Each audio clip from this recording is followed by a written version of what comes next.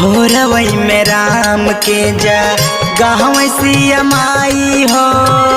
भोरवई में राम के जा गाँव सिया माई हो।